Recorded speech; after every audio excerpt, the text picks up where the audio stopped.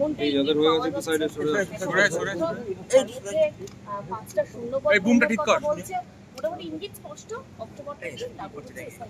তৃণমূল কংগ্রেসের সুপ্রিমো থেকে শুরু করে দলের ছোট বড় মেজর সেজ নেতা বলেছিল পশ্চিমবাংলায় এসআইআর হতে দেব না, তারা আজকে কোথায়? শুধু মানুষকে অসত্য কথা বলে মিসলিড করেছে, মিসগাইডেড করেছে। ইসিআর পক্ষ থেকে কলকাতা সাইডের যিনি ওয়েস্ট বেঙ্গল সাইডের যিনি সিইও আছেন তিনি নবান্নকে চিঠি দিলেন, পশ্চিমবাংলায় এসআইআর লাগু হবে, এসআইআর করার জন্য চিঠি দিলেন। চিফ সেক্রেটারি মনোজ পান স্যার তড়িঘড়ি ভার্চুয়াল মিটিং করে সমস্ত রাজ্যের জেলার ডিস্ট্রিক্টের ডিএমদের সাথে মিটিং করলেন যে এসআইআর করতে গেলে যে অফিসার লাগে ইআরও, এইআরও, তো কত শূন্যপদ আছে কি আছে জানার জন্য দেখা গেল 600 শূন্যপদ আছে। মানে একদিকে বলছে এসছে যে এসআইআর হতে দেবো না, আর উল্টো দিকে চিফ সেক্রেটারি নির্দেশ দিচ্ছেন দ্রুততার সাথে এসআইআর যাতে হয় সেই জন্য 600 শূন্যপদ পূরণ করতে হবে।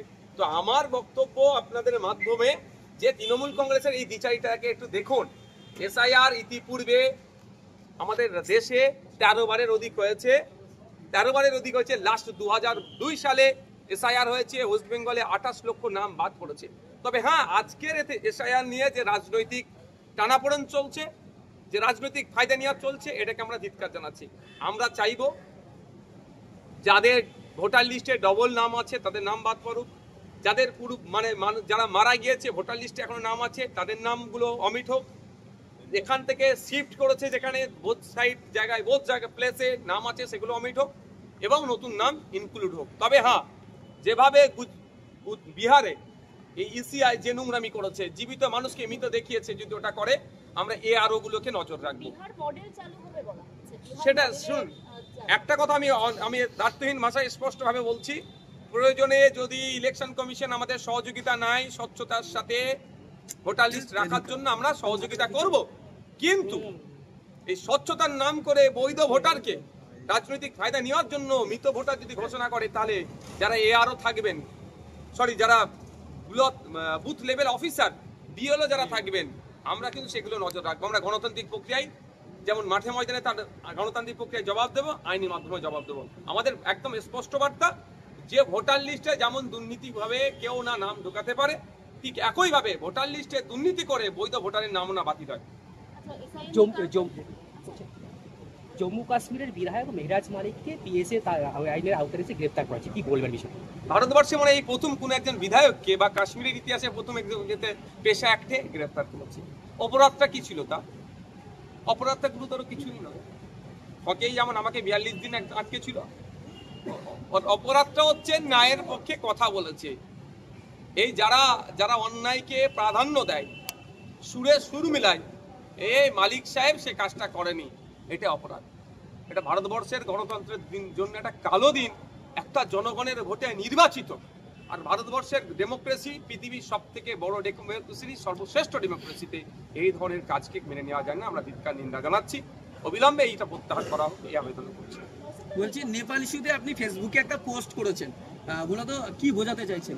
দেখুন, যার যেটা বুঝবে, যতদিন যাবে বুঝতে পারবে। আমি একটা কথাই বলবো, এই নেপালের বিষয়টা নিয়ে আমরা যারা ভারতীয়, আমাদের মনে হয় একটু ওয়েট অ্যান্ড ওয়াচ হওয়া দরকার।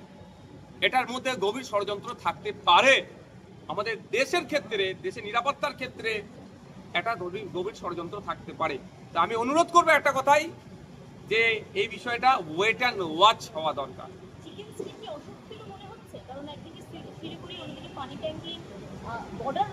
আমি এতটুকু কথা বলবো, আমাদের সেনারা আছে, তারা যথেষ্ট। তবে এতটুকু অনুরোধ আমার, আমাদের সেনাদেরকে নিয়ে রাজনীতিটা বন্ধ।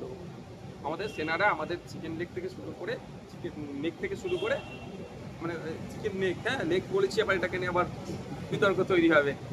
চিকেন নেক থেকে শুরু করে প্রতিটা জায়গায় তারা তাদের যা ক্ষমতা যা আছে তাদেরকে যদি ফিরিয়ে খেতে দেয়, সব বুঝিয়ে দেবে।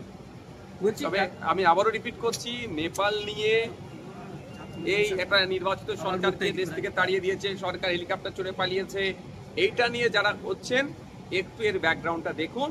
এটা আমার দেশের জন্য, আমার সর্বপ্রথম আমার পরিচয়, আমি ভারতীয়, তারপরে আমি আইএসএফ এর নেতা, তারপরে আমি সংযুক্ত মোর্চার বিধায়ক।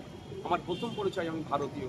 সুতরাং আমি একজন দায়িত্বশীল ভারতীয় নাগরিক হিসেবে বলছি, এটা নিয়ে আমাদের অত উৎফুল্ল হওয়া, উত্তেজিত হওয়া আমার মনে হয় এখনই ভুল হচ্ছে।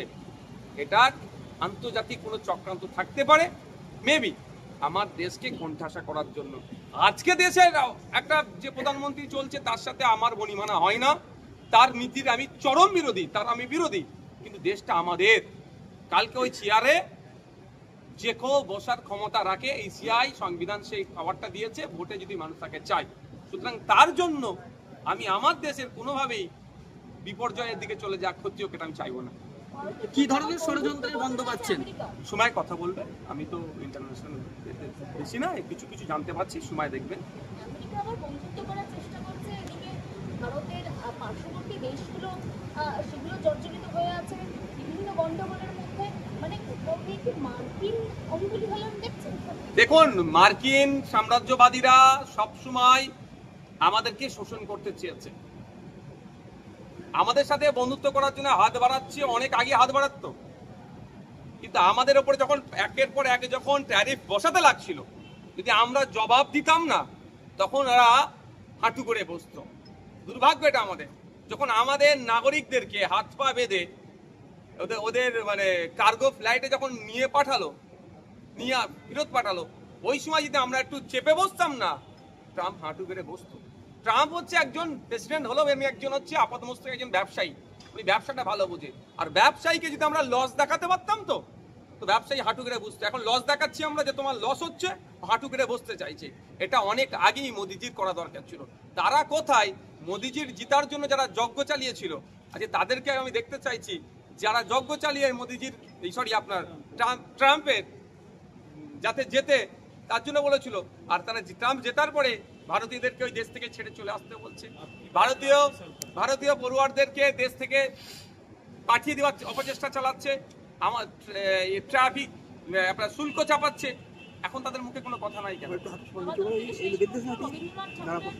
ছবি পুড়িয়ে দেওয়া হয়েছিল, শুধুমাত্র বার করে দিয়ে বা বহিষ্কার করে দিয়ে দায়িত্বের লোক না, অ্যারেস্ট করেছে ছেলেটিকে। আমি এতটুকুই বলবো, রবি ঠাকুরকে কেউ মেনে নিতে পারছে না, এটা দুর্ভাগ্য। আমাদের রবি ঠাকুর আমাদের হৃদয়ে আছে, বিশ্বশ্রেষ্ঠ কবি তিনি, বিশ্বশ্রেষ্ঠ আসলে তিনি উপনীত আছে। দেখছি রবি ঠাকুরের ছবি কোথাও পুড়াচ্ছে, তো রবি ঠাকুরের লেখা কোনো জায়গায় সিলেবাস থেকে বাদ দেওয়ার জন্য উদ্যত হচ্ছে। তো বাঙালি বলে রবি ঠাকুরকে আজকে এই অসম্মান করা হচ্ছে। যে যারা সিলেবাস থেকে বার করে দেওয়ার চেষ্টা করছে রবি ঠাকুরের লেখাকে, তার আমি চরম বিরোধিতা করছি, ধিক্কার নিন্দা জানাচ্ছি। আর রবি ঠাকুরের যারা ছবি পড়িয়েছে অনেক আগেই তার আমি ধিক্কার নিন্দা জানিয়েছি। দেখা যাবে এখন হয়তো দায় ঠালার জন্য সাসপেন্ড করেছে, দেখবেন 2-4 মাস পরে যখন এই বিষয়টাকে একটু ঠান্ডা হয়ে যাবে, ওগুলো তো সোনার টুকরো তৃণমূল দলের। হ্যাঁ, ওই ওগুলো সোনার টুকরো। আরাবুল সাহেব জগ ছুড়ে মারলো অধ্যাপিকাকে, 6 বছর সাসপেন্ড, 6 মাস গেল না তার সাসপেনশন উঠে গেল। এইগুলো হচ্ছে তৃণমূল দলের সোনার টুকরো। শিক্ষিত লোককে তৃণমূল দলে বেশি দিন থেকে থাকবে না। তৃণমূল দলে যে যত অন্যায় অনাচার কাজ করবে তত বড় বড় পদ পাবে। এখন এই অনাচার অন্যায় কাজ করেছে, ঘৃণিত কাজ করেছে, রবি ঠাকুরের ছবি পুড়িয়েছে, এখন রেড়ে করে উঠেছে বাঙালি সমাজ, মানুষ এর বিরোধিতা করছে, সেই জন্য হয়তো চুপ করে গেছে, ওকে সাসপেন্ড করে দাও। দেখবেন এই বিষয়টা যখন 2-4 মাস যাবে, চুপ হয়ে যাব, দেখবেন তখন ওকে আবার বড় পদে বসিয়ে দেবে।